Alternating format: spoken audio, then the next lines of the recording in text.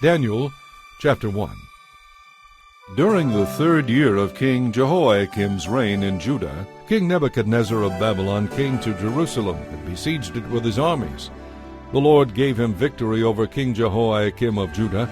When Nebuchadnezzar returned to Babylon, he took with him some of the sacred objects from the temple of God and placed them in the treasure house of his God in the land of Babylonia. Then the king ordered Ashpenaz, who was in charge of the palace officials, to bring to the palace some of the young men of Judah's royal family and other noble families who had been brought to Babylon as captives. "Select only strong, healthy, and good-looking young men," he said. "Make sure they are well-versed in every branch of learning, are gifted with knowledge and good sense, and have the poise needed to serve in the royal palace. Teach these young men the language and literature of the Babylonians." The king assigned them a daily ration of the best food and wine from his own kitchens. They were to be trained for a 3-year period, and then some of them would be made his advisers in the royal court. Daniel, Hananiah, Mishael, and Azariah were 4 of the young men chosen, all from the tribe of Judah. The chief official renamed them with these Babylonian names. Daniel was called Belteshazzar, Hananiah was called Shadrach, Mishael was called Meshach, Azariah was called Abednego. But Daniel made up his mind not to defile himself by eating the food and wine given to them by the king. He asked the chief official for permission to eat other things instead. Now God had given the chief official great respect for Daniel, but he was alarmed by Daniel's suggestion. "My lord, the king has ordered that you eat this food and wine," he said. "If you become pale and thin compared to the other youths your age, I am afraid the king will have me beheaded for neglecting my duties." Daniel talked it over with the attendant who had been appointed by the chief official to look after Daniel, Hananiah, Mishael, and Azariah. "Test us for 10 days on a diet of vegetables and water," Daniel said. "At the end of 10 days, see how we look compared to the other young men who are eating the king's rich food. Then you can decide whether or not to let us continue eating our diet." So the attendant agreed to Daniel's suggestion and tested them for 10 days. At the end of the 10 days, Daniel and his 3 friends looked healthier and better nourished than the young men who had been eating the food assigned by the king. So after that the attendant fed them only vegetables instead of the rich foods and wines. God gave these 4 young men an unusual aptitude for learning the literature and science of the time. And God gave Daniel special ability in understanding the meanings of visions and dreams. When the 3-year training period ordered by the king was completed, the chief official brought all the young men to King Nebuchadnezzar. The king talked with each of them, and none of them impressed him as much as Daniel, Hananiah, Mishael, and Azariah. So they were appointed to his regular staff of advisers. In all matters requiring wisdom and balanced judgment, the king found the advice of these young men to be 10 times better than that of all the magicians and enchanters in his entire kingdom. Daniel remained there until the 1st year of King Cyrus's reign. Chapter 2. One night during the 2nd year of his reign, Nebuchadnezzar had a dream that disturbed him so much that he couldn't sleep. He called in his magicians, enchanters, sorcerers, and astrologers, and he demanded that they tell him what he had dreamed. As they stood before the king, he said, "I have had a dream that troubles me. Tell me what I dreamed, for I must know what it means." Then the astrologers answered the king in Aramaic, "Long live the king! Tell us the dream, and we will tell you what it means." But the king said to the astrologers, "I am serious about this. If you don't tell me what my dream was and what it means, you will be torn limb from limb, and your houses will be demolished into heaps of rubble. But if you tell me what I dreamed and what the dream means, I will give you many wonderful gifts and honors. Just tell me the dream and what it means." They said again, "Please, your majesty, tell us the dream, and we will tell you what it means." The king replied, "I can see through your trick. You're trying to stall for time because you know I am serious about what I said. If you don't tell me the dream, you will be condemned. You have conspired to tell me lies in hopes that something will change. But tell me the dream, and then I will know that you can tell me what it means." The astrologers replied to the king, "There isn't a man alive who can tell your majesty his dream, and no king, however great and powerful, has ever asked such a thing of any magician, enchanter, or astrologer. This is an impossible thing the king requires. No one except the gods can tell you your dream, and they do not live among people." The king was furious when he heard this, and he sent out orders to execute all the wise men of Babylon. And because of the king's decree, men were sent to find and kill Daniel and his friends. When Arioch, the commander of the king's guard, came to kill them, Daniel handled the situation with wisdom and discretion. He asked Arioch, "Why has the king issued such a harsh decree?" So Arioch told him all that had happened. Daniel went at once to see the king and requested more time so he could tell the king what the dream meant. Then Daniel went home and told his friends Hananiah, Mishael, and Azariah what had happened. He urged them to ask the God of heaven to show them his mercy by telling them the secret, so they would not be executed along with the other wise men of Babylon. That night the secret was revealed to Daniel in a vision. Then Daniel praised the God of heaven, saying, "Praise the name of God forever and ever, for he alone has all wisdom and power. He determines the course of world events. He removes kings and sets others on the throne. He gives wisdom to the wise and knowledge to the scholars. He reveals deep and mysterious things and knows what lies hidden in darkness, though he himself is surrounded by light. I thank and praise you, God of my ancestors, for you have given me wisdom and strength. You have told me what we asked of you and revealed to us what the king demanded." Then Daniel went in to see Arioch, who had been ordered to execute the wise men of Babylon. Daniel said to him, "Don't kill the wise men. Take me to the king, and I will tell him the meaning of his dream." Then Arioch quickly took Daniel to the king and said, "I have found one of the captives from Judah who will tell your majesty the meaning of your dream." The king said to Daniel, also known as Belteshazzar, "Is this true? Can you tell me what my dream was and what it means?" Daniel replied, "There are no wise men, enchanters, magicians, or fortune-tellers who can tell the king such things. But there is a God in heaven who reveals secrets, and he has shown King Nebuchadnezzar what will happen in the future. Now I will tell you your dream, and the visions you saw as you lay on your bed. While your majesty was sleeping, you dreamed about coming events. The revealer of mysteries has shown you what is going to happen, and it is not because I am wiser than any living person that I know the secret of your dream, but because God wanted you to understand what you were thinking about, your majesty. In your vision you saw in front of you a huge and powerful statue of a man, shining brilliantly, frightening and awesome. The head of the statue was made of fine gold. Its chest and arms were of silver. Its belly and thighs were of bronze. Its legs were of iron, and its feet were a combination of iron and clay. But as you watched, a rock was cut from a mountain by supernatural means. It struck the feet of iron and clay, smashing them to bits. The whole statue collapsed into a heap of iron, clay, bronze, silver, and gold. The pieces were crushed as small as chaff on a threshing floor, and the wind blew them all away without a trace. But the rock that knocked the statue down became a great mountain that covered the whole earth. That was the dream. Now I will tell your majesty what it means. Your majesty, you are a king over many kings.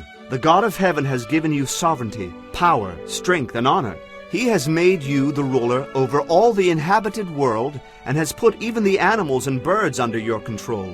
You are the head of gold. But after your kingdom comes to an end, another great kingdom, inferior to yours, will rise to take your place. After that kingdom has fallen, yet a third great kingdom, represented by the bronze belly and thighs, will rise to rule the world. Following that kingdom, there will be a fourth great kingdom, as strong as iron. That kingdom will smash and crush all previous empires, just as iron smashes and crushes everything it strikes. The feet and toes you saw that were a combination of iron and clay show that this kingdom will be divided. Some parts of it will be as strong as iron, and others as weak as clay. This mixture of iron and clay also shows that these kingdoms will try to strengthen themselves by forming alliances with each other through intermarriage, but this will not succeed, just as iron and clay do not mix. During the reigns of those kings, the God of heaven will set up a kingdom that will never be destroyed. No one will ever conquer it. It will shatter all these kingdoms into nothingness, but it will stand forever. That is the meaning of the rock cut from the mountain by supernatural means, crushing to dust the statue of iron, bronze, clay, silver, and gold. The great God has shown your majesty what will happen in the future. The dream is true, and its meaning is certain. Then King Nebuchadnezzar bowed to the ground before Daniel and worshipped him, and he commanded his people to offer sacrifices and burn sweet incense before him. The king said to Daniel, Truly, your God is the God of gods, the Lord over kings, a revealer of mysteries, for you have been able to reveal this secret. Then the king appointed Daniel to a high position and gave him many valuable gifts. He made Daniel ruler over the whole province of Babylon, as well as chief over all his wise men. At Daniel's request, the king appointed Shadrach, Meshach, and Abednego to be in charge of all the affairs of the province of Babylon, while Daniel remained in the king's court. Chapter 3. King Nebuchadnezzar made a gold statue 90 feet tall and 9 feet wide, and set it up on the plain of Dura in the province of Babylon. Then he sent messages to the princes, prefects, governors, advisers, counselors, judges, magistrates, and all the provincial officials to come to the dedication of the statue he had set up. When all these officials had arrived and were standing before the image King Nebuchadnezzar had set up, a herald shouted out, People of all races and nations and languages, listen to the king's command. When you hear the sound of the horn, flute, zither, lyre, harp, pipes, and other instruments, bow to the ground to worship King Nebuchadnezzar's gold statue. Anyone who refuses to obey will immediately be thrown into a blazing furnace. So at the sound of the musical instruments, all the people, whatever their race or nation or language, bowed to the ground and worshipped the statue that King Nebuchadnezzar had set up. But some of the astrologers went to the king and informed on the Jews. They said to King Nebuchadnezzar, Long live the king! You issued a decree requiring all the people to bow down and worship the gold statue when they hear the sound of the musical instruments. That decree also states that those who refuse to obey must be thrown into a blazing furnace. But there are some Jews, Shadrach, Meshach, and Abednego, whom you have put in charge of the province of Babylon. They have defied your majesty by refusing to serve your gods or to worship the gold statue you have set up. Then Nebuchadnezzar flew into a rage and ordered Shadrach, Meshach, and Abednego to be brought before him. When they were brought in, Nebuchadnezzar said to them, Is it true, Shadrach, Meshach, and Abednego, that you refuse to serve my gods or to worship the gold statue I have set up? I will give you one more chance. If you bow down and worship the statue I have made when you hear the sound of the musical instruments, all will be well. But if you refuse, you will be thrown immediately into the blazing furnace. What God will be able to rescue you from my power then? Shadrach, Meshach, and Abednego replied, Oh, Nebuchadnezzar, we do not need to defend ourselves before you. If we are thrown into the blazing furnace, the God whom we serve is able to save us. He will rescue us from your power, your majesty. But even if he doesn't, your majesty can be sure that we will never serve your gods or worship the gold statue you have set up. Nebuchadnezzar was so furious with Shadrach, Meshach, and Abednego that his face became distorted with rage. He commanded that the furnace be heated 7 times hotter than usual. Then he ordered some of the strongest men of his army to bind Shadrach, Meshach, and Abednego and throw them into the blazing furnace. So they tied them up and threw them into the furnace fully clothed. And because the king in his anger had demanded such a hot fire in the furnace, the flames leaped out and killed the soldiers as they threw the 3 men in. So Shadrach, Meshach, and Abednego, securely tied, fell down into the roaring flames. But suddenly, as he was watching, Nebuchadnezzar jumped up in amazement and exclaimed to his advisers, Didn't we tie up 3 men and throw them into the furnace? Yes, they said. we did indeed, your majesty. Look, Nebuchadnezzar shouted. I see 4 men unbound walking around in the fire. They aren't even hurt by the flames. and the fourth looks like a divine being. Then Nebuchadnezzar came as close as he could to the door of the flaming furnace and shouted, Shadrach, Meshach, and Abednego, servants of the Most High God, come out! Come here! So Shadrach, Meshach, and Abednego stepped out of the fire. Then the princes, prefects, governors, and advisers crowded around them and saw that the fire had not touched them. Not a hair on their heads was singed, and their clothing was not scorched. They didn't even smell of smoke. Then Nebuchadnezzar said, Praise to the God of Shadrach, Meshach, and Abednego. He sent his angel to rescue his servants who trusted in him. They defied the king's command and were willing to die rather than serve or worship any god except their own God. Therefore I make this decree. If any people, whatever their race or nation or language, speak a word against the God of Shadrach, Meshach, and Abednego, they will be torn limb from limb, and their houses will be crushed into heaps of rubble. There is no other God who can rescue like this. Then the king promoted Shadrach, Meshach, and Abednego to even higher positions in the province of Babylon. Chapter 4. King Nebuchadnezzar sent this message to the people of every race and nation and language throughout the world. Peace and prosperity to you. I want you all to know about the miraculous signs and wonders the Most High God has performed for me. How great are his signs, how powerful his wonders. His kingdom will last forever, his rule through all generations. I, Nebuchadnezzar, was living in my palace in comfort and prosperity. But one night I had a dream that greatly frightened me.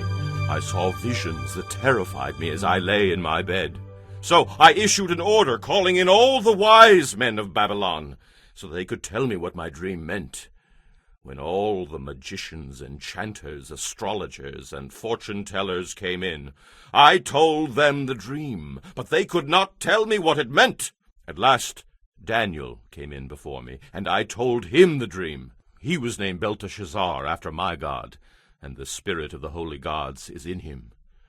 I said to him, O Belteshazzar, master magician, I know that the spirit of the holy gods is in you, and that no mystery is too great for you to solve. Now, tell me what my dream means. While I was lying in my bed, this is what I dreamed. I saw a large tree in the middle of the earth. The tree grew very tall and strong, reaching high into the heavens for all the world to see. It had fresh green leaves, and it was loaded with fruit for all to eat. Wild animals lived in its shade, and birds nested in its branches. All the world was fed from this tree. Then, as I lay there dreaming, I saw a messenger, a holy one, coming down from heaven. The messenger shouted, Cut down the tree, lop off its branches, shake off its leaves, and scatter its fruit. Chase the animals from its shade, and the birds from its branches, but leave the stump and the roots in the ground, bound with a band of iron and bronze and surrounded by tender grass. Now let him be drenched with the dew of heaven, and let him live like an animal among the plants of the fields. For 7 periods of time let him have the mind of an animal instead of a human. For this has been decreed by the messengers, it is commanded by the holy ones. The purpose of this decree is that the whole world may understand that the Most High rules over the kingdoms of the world and gives them to anyone he chooses, even to the lowliest of humans. O Belteshazzar, that was the dream that I, King Nebuchadnezzar, had. Now tell me what it means, for no one else can help me. All the wisest men of my kingdom have failed me, but you can tell me, because the spirit of the holy gods is in you. Upon hearing this, Daniel, also known as Belteshazzar, was overcome for a time, aghast at the meaning of the dream. Finally the king said to him, Belteshazzar, don't be alarmed by the dream and what it means. Belteshazzar replied, Oh, how I wish the events foreshadowed in this dream would happen to your enemies, my lord. and not to you. You saw a tree growing very tall and strong, reaching high into the heavens for all the world to see. It had fresh green leaves, and it was loaded with fruit for all to eat. Wild animals lived in its shade, and birds nested in its branches. That tree, your majesty, is you. For you have grown strong and great. Your greatness reaches up to heaven, and your rule to the ends of the earth. Then you saw a messenger, a holy one, coming down from heaven and saying, Cut down the tree and destroy it, but leave the stump and the roots in the ground, bound with a band of iron and bronze and surrounded by tender grass. Let him be drenched with the dew of heaven. Let him eat grass with the animals of the field for 7 periods of time. This is what the dream means, your majesty, and what the Most High has declared will happen to you. You will be driven from human society, and you will live in the fields with the wild animals. You will eat grass like a cow, and you will be drenched with the dew of heaven. 7 periods of time will pass while you live this way, until you learn that the Most High rules over the kingdoms of the world and gives them to anyone he chooses. But the stump and the roots were left in the ground. This means that you will receive your kingdom back again when you have learned that heaven rules. O King Nebuchadnezzar, please listen to me. Stop sinning and do what is right. Break from your wicked past by being merciful to the poor. Perhaps then you will continue to prosper. But all these things did happen to King Nebuchadnezzar. 12 months later he was taking a walk on the flat roof of the royal palace in Babylon. As he looked out across the city, he said, Just look at this great city of Babylon. I, by my own mighty power, have built this beautiful city as my royal residence, and as an expression of my royal splendor. While he was still speaking these words, a voice called down from heaven, O King Nebuchadnezzar, this message is for you. You are no longer ruler of this kingdom. You will be driven from human society. You will live in the fields with the wild animals, and you will eat grass like a cow. 7 periods of time will pass while you live this way, until you learn that the Most High rules over the kingdoms of the world and gives them to anyone he chooses. That very same hour the prophecy was fulfilled, and Nebuchadnezzar was driven from human society. He ate grass like a cow, and he was drenched with the dew of heaven. He lived this way until his hair was as long as eagle's feathers, and his nails were like birds' claws. After this time had passed, I, Nebuchadnezzar, looked up to heaven. My sanity returned, and I praised and worshipped the Most High, and honored the One who lives forever. His rule is everlasting, and his kingdom is eternal. All the people of the earth are nothing compared to him. He has the power to do as he pleases among the angels of heaven and with those who live on earth. No one can stop him or challenge him, saying, What do you mean by doing these things? When my sanity returned to me, so did my honor and glory and kingdom. My advisers and officers sought me out, and I was re-established as head of my kingdom with even greater honor than before. Now I, Nebuchadnezzar, praise and glorify and honor the King of heaven. All his acts are just and true, and he is able to humble those who are proud. Chapter 5. A number of years later, King Belshazzar gave a great feast for 1,000 of his nobles, and drank wine with them. While Belshazzar was drinking, he gave orders to bring in the gold and silver cups that his predecessor, Nebuchadnezzar, had taken from the temple in Jerusalem, so that he and his nobles, his wives, and his concubines might drink from them. So they brought these gold cups taken from the temple of God in Jerusalem, and the king and his nobles, his wives, and his concubines drank from them. They drank toasts from them to honor their idols made of gold, silver, bronze, iron, wood, and stone. At that very moment they saw the fingers of a human hand writing on the plaster wall of the king's palace, near the lampstand. The king himself saw the hand as it wrote, and his face turned pale with fear. Such terror gripped him that his knees knocked together and his legs gave way beneath him. The king shouted for the enchanters, astrologers, and fortune-tellers to be brought before him.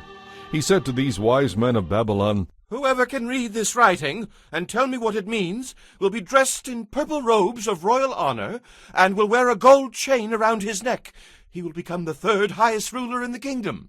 But when all the king's wise men came in, none of them could read the writing or tell him what it meant. So the king grew even more alarmed, and his face turned ashen white. His nobles, too, were shaken. But when the queen mother heard what was happening, she hurried to the banquet hall. She said to Belshazzar, "Long live the king! Don't be so pale and afraid about this. There is a man in your kingdom who has within him the spirit of the holy gods. During Nebuchadnezzar's reign, this man was found to have insight, understanding, and wisdom as though he himself were a god. Your predecessor, King Nebuchadnezzar, made him chief over all the magicians, enchanters, astrologers, and fortune-tellers of Babylon. This man Daniel, whom the king named Belteshazzar, has a sharp mind and is filled with divine knowledge and understanding. He can interpret dreams, explain riddles, and solve difficult problems. Call for Daniel, and he will tell you what the writing means." So Daniel was brought in before the king. The king asked him, "Are you Daniel, who was exiled from Judah by my predecessor, King Nebuchadnezzar? I have heard that you have the spirit of the gods within you, and that you are filled with insight, understanding, and wisdom. My wise men and enchanters have tried to read this writing on the wall, but they cannot. I am told that you can give interpretations and solve difficult problems. If you can read these words and tell me their meaning, you will be clothed in purple robes of royal honor, and you will wear a gold chain around your neck. You will become the third highest ruler in the kingdom." Daniel answered the king, Keep your gifts, or give them to someone else. But I will tell you what the writing means. Your Majesty, the Most High God gave sovereignty, majesty, glory, and honor to your predecessor, Nebuchadnezzar. He made him so great that people of all races and nations and languages trembled before him in fear. He killed those he wanted to kill, and spared those he wanted to spare. He honored those he wanted to honor, and disgraced those he wanted to disgrace. But when his heart and mind were hardened with pride, he was brought down from his royal throne and stripped of his glory. He was driven from human society. He was given the mind of an animal, and he lived among the wild donkeys. He ate grass like a cow, and he was drenched with the dew of heaven, until he learned that the Most High God rules the kingdoms of the world and appoints anyone who desires to rule over them.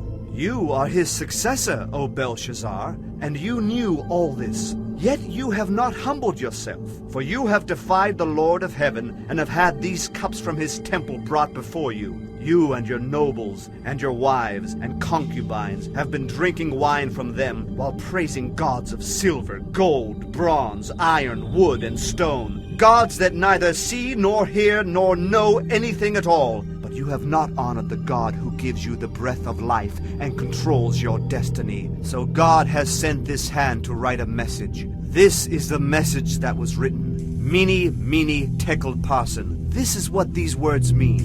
Mene means numbered. God has numbered the days of your reign and has brought it to an end. Tekel means weighed. You have been weighed on the balances and have failed the test. Parsin means divided. Your kingdom has been divided and given to the Medes and Persians.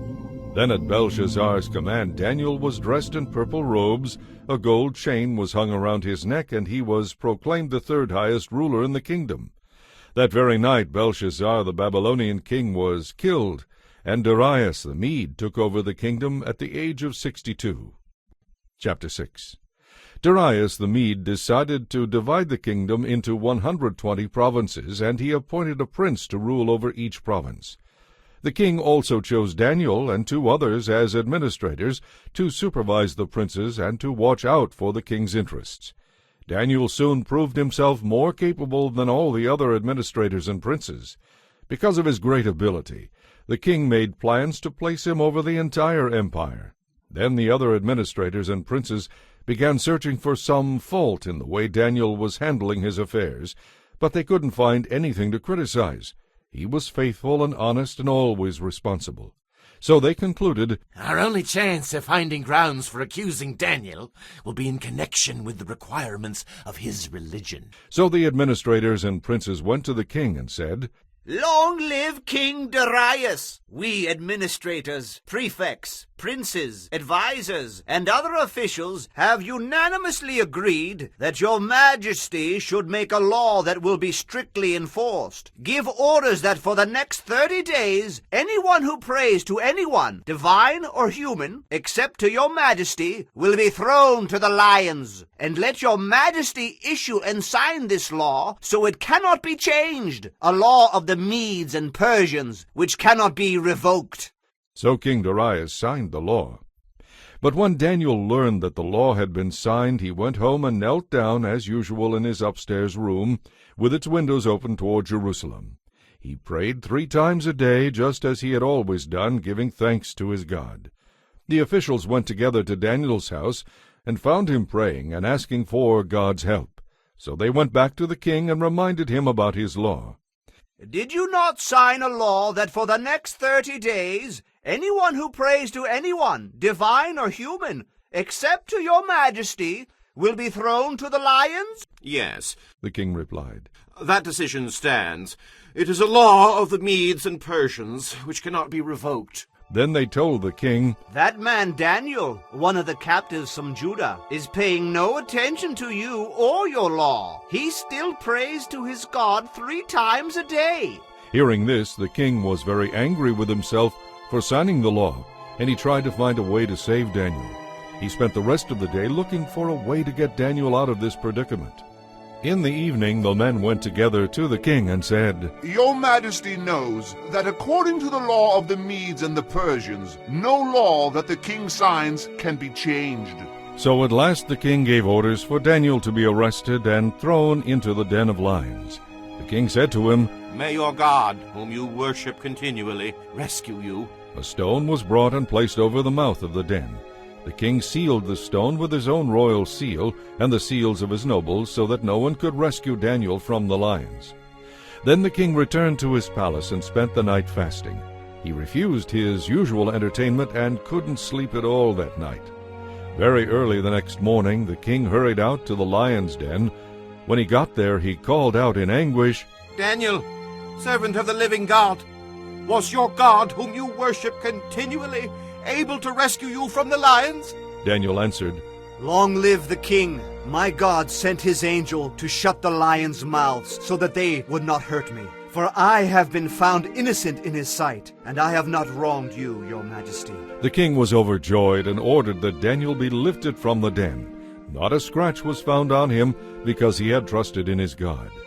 Then the king gave orders to arrest the men who had maliciously accused Daniel. He had them thrown into the lion's den along with their wives and children. The lions leaped on them and tore them apart before they even hit the floor of the den. Then King Darius sent this message to the people of every race and nation and language throughout the world. Peace and prosperity to you. I decree that everyone throughout my kingdom should tremble with fear before the God of Daniel, for he is the living God, and he will endure forever. His kingdom will never be destroyed, and his rule will never end. He rescues and saves his people. He performs miraculous signs and wonders in the heavens and on earth. He has rescued Daniel from the power of the lions. So Daniel prospered during the reign of Darius and the reign of Cyrus the Persian. Chapter 7. Earlier, during the first year of King Belshazzar's reign in Babylon, Daniel had a dream and saw visions as he lay in his bed. He wrote the dream down, and this is what he saw. In my vision that night, I, Daniel, saw a great storm churning the surface of a great sea, with strong winds blowing from every direction. Then 4 huge beasts came up out of the water, each different from the others. The first beast was like a lion with eagle's wings. As I watched, its wings were pulled off, and it was left standing with its 2 hind feet on the ground like a human being, and a human mind was given to it. Then I saw a second beast, and it looked like a bear. It was rearing up on one side, and it had 3 ribs in its mouth between its teeth. And I heard a voice saying to it, Get up! devour many people. Then the third of these strange beasts appeared, and it looked like a leopard. It had 4 wings like birds' wings on its back, and it had 4 heads. Great authority was given to this beast. Then in my vision that night, I saw a 4th beast, terrifying, dreadful, and very strong. It devoured and crushed its victims with huge iron teeth, and trampled what was left beneath its feet. It was different from any of the other beasts, and it had 10 horns.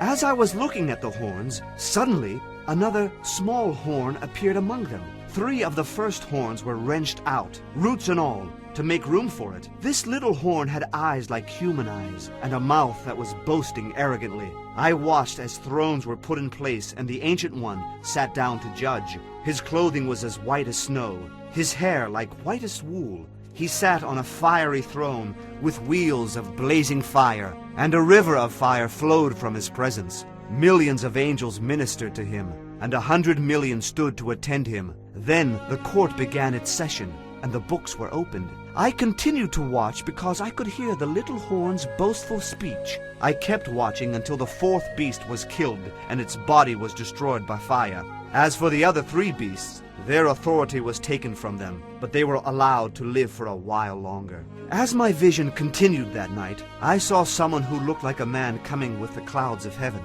He approached the Ancient One and was led into his presence. He was given authority, honor, and royal power over all the nations of the world, so that people of every race and nation and language would obey him. His rule is eternal. It will never end. His kingdom will never be destroyed. I, Daniel, was troubled by all I had seen, and my visions terrified me. So I approached one of those standing beside the throne and asked him what it all meant. He explained it to me like this. These 4 huge beasts represent 4 kingdoms that will arise from the earth. But in the end, the holy people of the Most High will be given the kingdom, and they will rule forever and ever. Then I wanted to know the true meaning of the 4th beast, the one so different from the others and so terrifying. It devoured and crushed its victims with iron teeth and bronze claws, and it trampled what was left beneath its feet. I also asked about the 10 horns on the 4th beast's head, and the little horn that came up afterward and destroyed 3 of the other horns. This was the horn that seemed greater than the others, and had human eyes and a mouth that was boasting arrogantly. As I watched, this horn was waging war against the holy people and was defeating them, until the Ancient One came and judged in favor of the holy people of the Most High. Then the time arrived for the holy people to take over the kingdom. Then he said to me, "This 4th beast is the 4th world power that will rule the earth. It will be different from all the others. It will devour the whole world, trampling everything in its path. Its 10 horns are 10 kings that will rule the empire.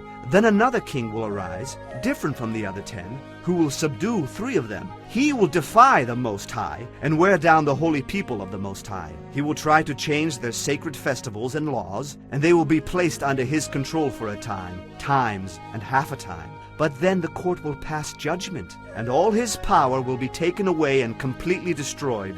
Then the sovereignty, power, and greatness of all the kingdoms under heaven will be given to the holy people of the Most High. They will rule forever, and all rulers will serve and obey them." That was the end of the vision. I, Daniel, was terrified by my thoughts, and my face was pale with fear, but I kept these things to myself. Chapter 8.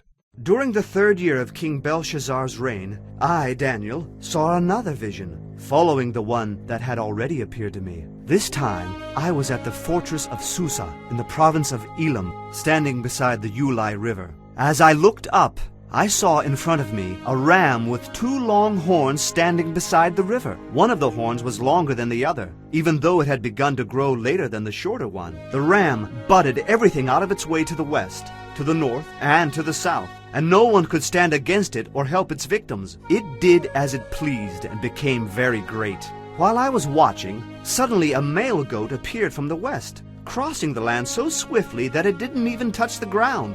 This goat, which had one very large horn between its eyes, headed toward the 2-horned ram that I had seen standing beside the river. The goat charged furiously at the ram and struck it, breaking off both its horns. Now the ram was helpless, and the goat knocked it down and trampled it. There was no one who could rescue the ram from the goat's power. The goat became very powerful. But at the height of its power, its large horn was broken off. In the large horn's place grew 4 prominent horns, pointing in the 4 directions of the earth. From one of the prominent horns came a small horn, whose power grew very great. It extended toward the south and the east, and toward the glorious land of Israel. His power reached to the heavens, where it attacked the heavenly armies, throwing some of the heavenly beings and stars to the ground and trampling them. He even challenged the commander of heaven's armies by canceling the daily sacrifices offered to him and by destroying his temple. But the army of heaven was restrained from destroying him for this sin. As a result, sacrilege was committed against the temple ceremonies, and truth was overthrown. The horn succeeded in everything it did. Then I heard 2 of the holy ones talking to each other. One of them said, "How long will the events of this vision last? How long will the rebellion that causes desecration stop the daily sacrifices? How long will the temple and heaven's armies be trampled on?" The other replied, "It will take 2,300 evenings and mornings. Then the temple will be restored." As I, Daniel, was trying to understand the meaning of this vision, someone who looked like a man suddenly stood in front of me, and I heard a human voice calling out from the Ulai River, "Gabriel, tell this man the meaning of his vision." As Gabriel approached the place where I was standing, I became so terrified that I fell to the ground. "Son of man," he said, "you must understand that the events you have seen in your vision relate to the time of the end." While he was speaking, I fainted and lay there with my face to the ground. But Gabriel roused me with a touch and helped me to my feet. Then he said, "I am here to tell you what will happen later in the time of wrath. What you have seen pertains to the very end of time. The 2-horned ram represents the kings of Media and Persia. The shaggy male goat represents the king of Greece. And the large horn between its eyes represents the first king of the Greek Empire. The 4 prominent horns that replace the 1 large horn show that the Greek Empire will break into 4 sections with 4 kings, none of them as great as the first. At the end of their rule, when their sin is at its height, a fierce king, a master of intrigue, will rise to power. He will become very strong, but not by his own power. He will cause a shocking amount of destruction and succeed in everything he does. He will destroy powerful leaders and devastate the holy people. He will be a master of deception, defeating many by catching them off guard. Without warning, he will destroy them. He will even take on the Prince of Princes in battle, but he will be broken, though not by human power. This vision about the 2,300 evenings and mornings is true, but none of these things will happen for a long time, so do not tell anyone about them yet. Then I, Daniel, was overcome and lay sick for several days. Afterward I got up and performed my duties for the king, but I was greatly troubled by the vision and could not understand it. Chapter 9. It was the 1st year of the reign of Darius the Mede, the son of Ahasuerus, who became king of the Babylonians. During the 1st year of his reign, I, Daniel, was studying the writings of the prophets. I learned from the word of the Lord, as recorded by Jeremiah the prophet, that Jerusalem must lie desolate for 70 years. So I turned to the Lord God and pleaded with him in prayer and fasting. I wore rough sackcloth and sprinkled myself with ashes. I prayed to the Lord my God and confessed, "O Lord, you are a great and awesome God. You always fulfill your promises of unfailing love to those who love you and keep your commands. But we have sinned and done wrong. We have rebelled against you and scorned your commands and regulations. We have refused to listen to your servants the prophets, who spoke your messages to our kings and princes and ancestors and to all the people of the land. Lord, you are in the right, but our faces are covered with shame, just as you see us now. This is true of us all, including the people of Judah and Jerusalem and all Israel, scattered near and far, wherever you have driven us because of our disloyalty to you. O Lord, we and our kings, princes, and ancestors are covered with shame because we have sinned against you. But the Lord our God is merciful and forgiving, even though we have rebelled against him. We have not obeyed the Lord our God, for we have not followed the laws he gave us through his servants the prophets. All Israel has disobeyed your law and turned away, refusing to listen to your voice. So now the solemn curses and judgments written in the law of Moses, the servant of God, have been poured out against us because of our sin. You have done exactly what you warned you would do against us and our rulers. Never in all history has there been a disaster like the one that happened in Jerusalem. Every curse written against us in the law of Moses has come true. All the troubles he predicted have taken place. But we have refused to seek mercy from the Lord our God by turning from our sins and recognizing his truth. The Lord has brought against us the disaster he prepared, for we did not obey him, and the Lord our God is just in everything he does.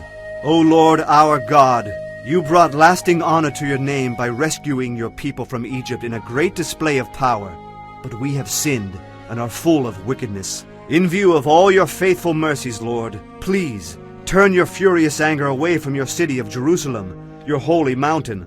All the neighboring nations mock Jerusalem and your people because of our sins and the sins of our ancestors. O our God, hear your servant's prayer. Listen as I plead. For your own sake, Lord, smile again on your desolate sanctuary. O my God, listen to me and hear my request. Open your eyes and see our wretchedness. See how your city lies in ruins, for everyone knows that it is yours.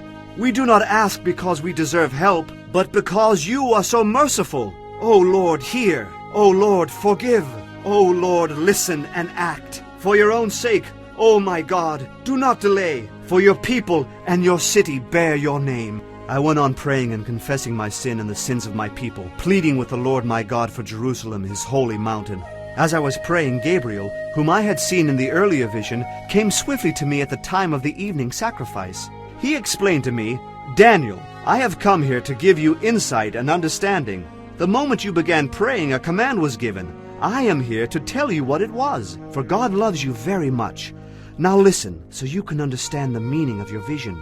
A period of 70 sets of 7 has been decreed for your people and your holy city to put down rebellion, to bring an end to sin, to atone for guilt, to bring in everlasting righteousness, to confirm the prophetic vision, and to anoint the most holy place. Now listen and understand. 7 sets of 7 plus 62 sets of 7 will pass from the time the command is given to rebuild Jerusalem until the Anointed One comes. Jerusalem will be rebuilt with streets and strong defenses, despite the perilous times. After this period of 62 sets of 7, the Anointed One will be killed, appearing to have accomplished nothing, and a ruler will arise whose armies will destroy the city and the temple. The end will come with a flood, and war and its miseries are decreed from that time to the very end. He will make a treaty with the people for a period of 1 set of 7.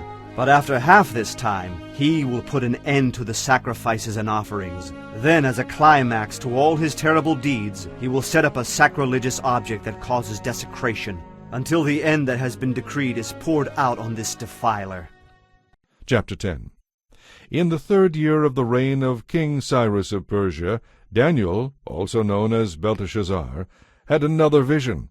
It concerned events certain to happen in the future, times of war and great hardship, and Daniel understood what the vision meant. When this vision came to me, I, Daniel, had been in mourning for 3 weeks. All that time I had eaten no rich food or meat, had drunk no wine, and had used no fragrant oils. On April 23rd, as I was standing beside the great Tigris River, I looked up and saw a man dressed in linen clothing, with a belt of pure gold around his waist. His body looked like a dazzling gem. From his face came flashes like lightning, and his eyes were like flaming torches. His arms and feet shone like polished bronze, and his voice was like the roaring of a vast multitude of people. I, Daniel, am the only one who saw this vision. The men with me saw nothing, but they were suddenly terrified and ran away to hide. So I was left there all alone to watch this amazing vision. My strength left me, my face grew deathly pale, and I felt very weak. When I heard him speak, I fainted and lay there with my face to the ground. Just then a hand touched me and lifted me, still trembling, to my hands and knees, and the man said to me, O Daniel, greatly loved of God, listen carefully to what I have to say to you. Stand up, for I have been sent to you. When he said this to me, I stood up, still trembling with fear. Then he said, Don't be afraid, Daniel. Since the first day you began to pray for understanding and to humble yourself before your God, your request has been heard in heaven. I have come in answer to your prayer. But for 21 days the spirit prince of the kingdom of Persia blocked my way. Then Michael, one of the archangels, came to help me, and I left him there with the spirit prince of the kingdom of Persia. Now I am here to explain what will happen to your people in the future, for this vision concerns a time yet to come. While he was speaking to me, I looked down at the ground, unable to say a word. Then the one who looked like a man touched my lips, and I opened my mouth and began to speak. I said to the one standing in front of me, "I am terrified by the vision I have seen, my lord, and I am very weak. How can someone like me, your servant, talk to you, my lord? My strength is gone, and I can hardly breathe." Then the one who looked like a man touched me again, and I felt my strength returning. "Don't be afraid," he said, "for you are deeply loved by God. Be at peace. Take heart and be strong." As he spoke these words, I suddenly felt stronger and said to him, "Now you may speak, my lord, for you have strengthened me." He replied, "Do you know why I have come? Soon I must return to fight against the spirit prince of the kingdom of Persia, and then against the spirit prince of the kingdom of Greece. But before I do that, I will tell you what is written in the book of truth. There is no one to help me against these spirit princes except Michael, your spirit prince. I have been standing beside Michael as his support and defense since the first year of the reign of Darius the Mede." Chapter 11. Now then, I will reveal the truth to you. 3 more Persian kings will reign, to be succeeded by a 4th, far richer than the others. Using his wealth for political advantage, he will stir up everyone to war against the kingdom of Greece. Then a mighty king will rise to power, who will rule a vast kingdom and accomplish everything he sets out to do. But at the height of his power, his kingdom will be broken apart and divided into 4 parts. It will not be ruled by the king's descendants, nor will the kingdom hold the authority it once had, for his empire will be uprooted and given to others. The king of the south will increase in power, but one of this king's own officials will become more powerful than he, and will rule his kingdom with great strength. Some years later, an alliance will be formed between the king of the north and the king of the south. The daughter of the king of the south will be given in marriage to the king of the north to secure the alliance. But she will lose her influence over him, and so will her father. She will be given up along with her supporters, but when one of her relatives becomes king of the south, he will raise an army and enter the fortress of the king of the north and defeat him. When he returns again to Egypt, he will carry back their idols with him, along with priceless gold and silver dishes. For some years afterward, he will leave the king of the north alone. Later the king of the north will invade the realm of the king of the south, but will soon return to his own land. However, the sons of the king of the north will assemble a mighty army that will advance like a flood and carry the battle as far as the enemy's fortress. Then the king of the south, in great anger, will rally against the vast forces assembled by the king of the north and will defeat them. After the enemy army is swept away, the king of the south will be filled with pride and will have many thousands of his enemies killed, but his success will be short-lived. A few years later, the king of the north will return with a fully equipped army far greater than the one he lost. At that time there will be a general uprising against the king of the south. Lawless ones among your own people will join them in order to fulfill the vision, but they will not succeed. Then the king of the north will come and lay siege to a fortified city and capture it. The best troops of the south will not be able to stand in the face of the onslaught. The king of the north will march onward unopposed. None will be able to stop him. He will pause in the glorious land of Israel, intent on destroying it.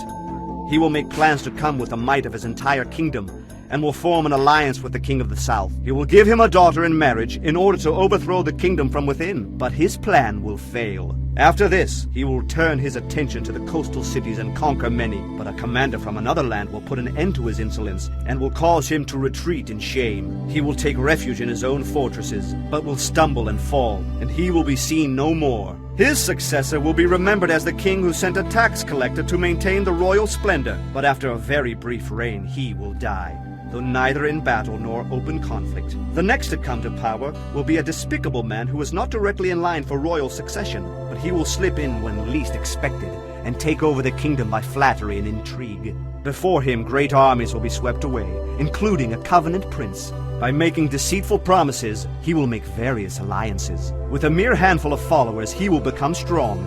Without warning, he will enter the richest areas of the land and do something that none of his predecessors ever did: distribute among his followers the plunder and wealth of the rich. He will plot the overthrow of strongholds, but this will last for only a short while. Then he will stir up his courage and raise a great army against the king of the south. The king of the south will go to battle with a mighty army, but to no avail, for plots against him will succeed. Those of his own household will bring his downfall. His army will be swept away and many will be killed.